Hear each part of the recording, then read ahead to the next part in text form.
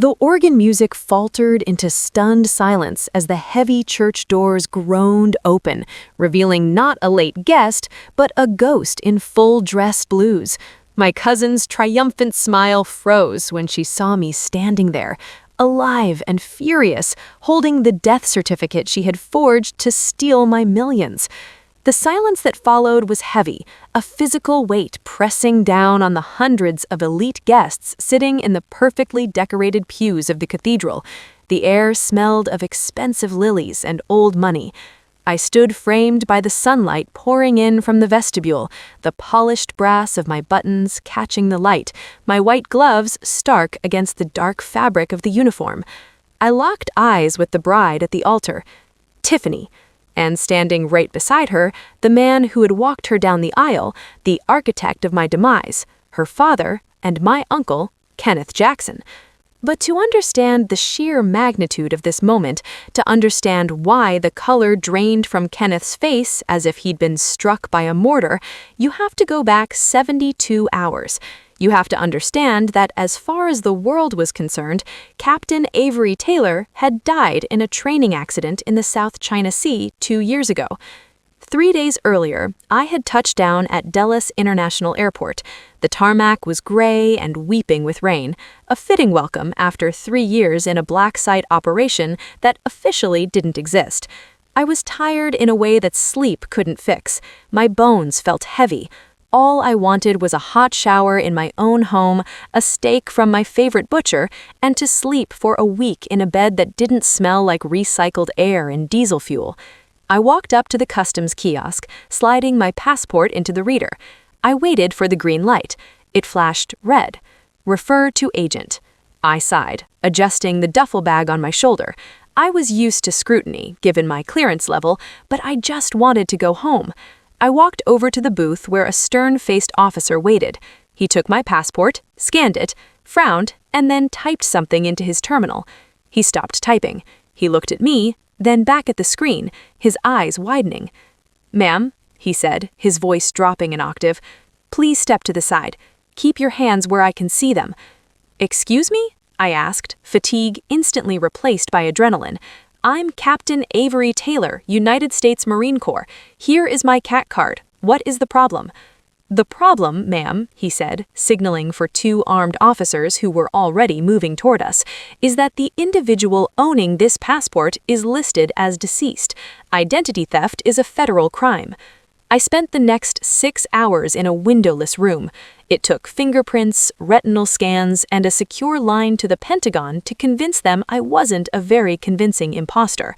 When I was finally released, it wasn't with an apology, but with a look of pity from the DHS supervisor. "You need to call Social Security, Captain," he told me, "and your bank. Someone declared you dead a long time ago." I walked out into the terminal, my hands shaking with a rage I hadn't felt since the academy. I went to the nearest ATM to pull cash for a cab. My personal account, which should have had over $100,000 in saved hazard pay, was closed, invalid. I tried my credit cards, declined. I called the number for my family's estate lawyer, a man who had served my grandfather for 40 years. The line was disconnected. With my last $20 of emergency cash, I took a cab to my family estate in Georgetown. The Taylor mansion had been in my family for 4 generations. It was my sanctuary, the place my parents had left me when they died in that plane crash 10 years ago. It was the only home I had. As the cab pulled up to the wrought iron gates, my heart hammered against my ribs. The gates were open. Landscaping trucks lined the driveway. I got out, walking up the long path. The ivy had been stripped from the brick. The oak trees I used to climb were gone, replaced by trendy, sculpted topiaries. I reached the front door and pounded on it. A stranger answered. He was wearing a headset and holding a clipboard. "Deliveries are around back," he snapped. "I live here," I said, my voice low and dangerous. "Who are you?" "You live here?" he scoffed, looking at my travel-weary civilian clothes. "This constitutes the private residence of Mr. Kenneth Jackson. The wedding rehearsal is in an hour. If you're not with the caterers, you're trespassing." Kenneth Jackson. My uncle. My mother's younger brother, the mon who had patted my shoulder at my parents' funeral and promised to look after the trust fund, the man who had gambling debts that stretched from Atlantic City to Macau. I backed away, the pieces clicking together like the bolt of a rifle. I wasn't just dead on paper. I had been erased so he could inherit. I didn't go to the police. Not yet. I went to the one place I knew was safe. I went to the Navy Yard to find Colonel Foster. Colonel Foster was technically JAG, but he operated in circles that overlapped with my classified work. He was the only man in Washington who knew exactly where I had been for the last 3 years. When I walked into his office, he dropped his coffee mug. It shattered, dark liquid splashing over his pristine shoes. But he didn't even blink. "Avery," he breathed. "My God, the briefing said you were dark, but the death certificate came through civilian channels. We thought the mission went south and the cover-up was total." "I'm alive, sir," I said, standing at attention, though my legs felt like jelly. But apparently the rest of the world disagrees. Kenneth Jackson declared me dead. Foster bypassed his desk, grabbing my shoulders to steady me. "Sit down, Captain, now." For the next hour, Foster worked his terminal with the ferocity of a combat pilot. He pulled records that I couldn't access. "Here it is," Foster said, his voice cold. "Filed 22 months ago. Cause of death, accidental drowning during recreational diving in Belize. Witnessed by Kenneth Jackson." "I haven't been to Belize since I was 12, I said. "He used the silence of your mission against you," Foster said, turning the screen to face me. "Because you were dark, no comms, no contact, classified location, he claimed you went on a private trip and never came back. Since the military couldn't confirm your location without compromising the operation, he pushed it through a corrupt local magistrate in Central America and then filed it here." "And the estate?" I asked, dreading the answer. "Liquidated," Foster said gently. "The house wasn't sold, but the deed was transferred. The trust fund, however, the $30 million your father left you, it's been drained, funneled into shell companies, consulting fees, and," he scrolled down, "wedding expenses." "Tiffany," I whispered. "Your cousin is marrying the son of Senator Sterling," Foster noted, "a union that requires a massive dowry and a display of wealth to buy political influence. They're spending your money to buy their way into the Senate." I stood up, the exhaustion replaced by a cold, sharp clarity. It was the same feeling I got before a raid. The planning phase was over. It was time for execution. "I need a lawyer, sir, and I need my uniform." Foster looked at me, a slow smile spreading across his face. "I can do better than a lawyer, Avery. I can give you an escort. But first, you need to see Justin." "Justin?" I froze. "Justin O'Connor? He's the one who flagged the accounts," Foster said. "He worked at the bank Kenneth used. When he tried to stop the transfer, Kenneth had him fired and blacklisted. He's been trying to prove you were alive for 2 years. He's the only ally you have on the outside." I found Justin O'Connor in a small, cramped apartment in Alexandria, a far cry from the corner office he used to occupy. He opened the door, looking older, tired, unshaven. When he saw me, he didn't speak. He just pulled me into a hug that knocked the wind out of me. We had been close once before the service pulled me away and the finance world consumed him. He smelled of cheap coffee and old paper. "I knew it," he whispered into my hair. "I knew he was lying. He didn't have a body, Avery. He just had a piece of paper and a bribe." We spent the next day and night in his living room, surrounded by stacks of printouts. Justin had kept everything, every transaction, every transfer. "He was sloppy," Justin explained, pointing to a flow of funds. "He was arrogant. He thought you were dead in a ditch somewhere. He moved $18 million directly into an account for event planning and real estate renovation. He bought a yacht. He bought the senator's favor. And this weekend, at the wedding, he's planning to announce a new foundation in your memory, a tax shelter." He's going to use my name to hide the money he stole from me, I said, looking at the spreadsheet. The wedding is at the National Cathedral, Justin said. Saturday at noon. Half of Congress will be there. The press, the socialites. It's the event of the decade. I looked at the clock. It was Friday night. Do you still have your dress blues? Justin asked, knowing the answer. Foster had them pressed, I said. I have my medals. I have my orders. And now, thanks to you, I have the financial trail. What are you going to do? Justin asked. We can file an injunction on Monday. We can call the FBI. Monday is too late, I said, staring at the picture of Kenneth and Tiffany on the society page of the newspaper. They looked so happy, so rich. By Monday, they'll be on a honeymoon in the Maldives, and the money will be moved offshore. I need to stop this now, and I need to do it in a way he can't talk his way out of. You're going to crash it, Justin realized, a grin tugging at his lips. I'm not crashing it, I corrected him. It's my money paying for the champagne. Technically, I'm the host. Which brings us back to the church. The silence stretched on, agonizing and perfect. I began to walk down the center aisle. My boots struck the marble floor with a rhythmic military cadence. Click, click, click. I didn't look at the guests. I kept my eyes fixed on Kenneth Jackson. He was wearing a morning suit that probably cost more than a sergeant makes in a year. He took a step forward, leaving his daughter's side at the altar. Security! Kenneth's voice cracked. It was high and panicked. Get this imposter out of here. This is a sacred ceremony. Two large men in dark suits stepped out from the side pillars. They were private security, hired muscle. They moved toward me. I didn't break stride. I didn't have to. From the vestibule behind me, 4 uniformed Marines stepped in. They were shore patrol, assigned by Colonel Foster. They didn't draw weapons. They didn't need to. They simply fell in step behind me, a silent wall of federal authority.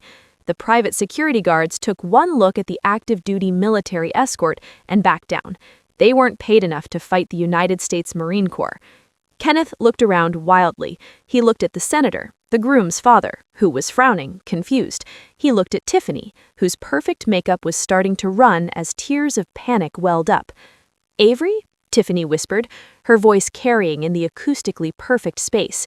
But Daddy said you drowned. I stopped 10 feet from the altar. The priest, an elderly bishop who looked like he'd rather be anywhere else, clutched his book to his chest. I didn't drown, Tiffany, I said, my voice clear and projecting without a microphone. I had trained my voice to be heard over rotor wash. A quiet church was easy. And I think you know that.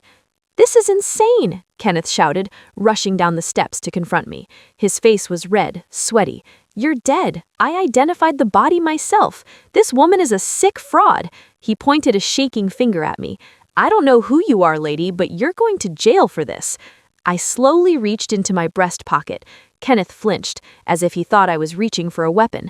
I pulled out a folded document. This, I said, holding it up, is a sworn affidavit from the United States Department of Defense, dated this morning, confirming that Captain Avery Taylor has been on active duty for the last 36 months. Alive, accounted for, serving her country while you were robbing her blind. A murmur rippled through the pews. I saw cell phones coming out. The press was in the balcony. This was being recorded. And this, I said, pulling out a second document, provided by Justin, is a bank transfer record, October 14th, 3 days after you filed my fraudulent death certificate. You moved $12 million from the Taylor Family Trust into an account held by Jackson Holdings. And then you used that account to pay for this venue, that dress, and the senator's re-election campaign contribution. I turned my head slightly to look at the groom's father, Senator Sterling. He was a powerful man, but he was also a man who survived on public image. He stood up, his face pale. "Is this true, Kenneth?" the senator demanded, his voice booming.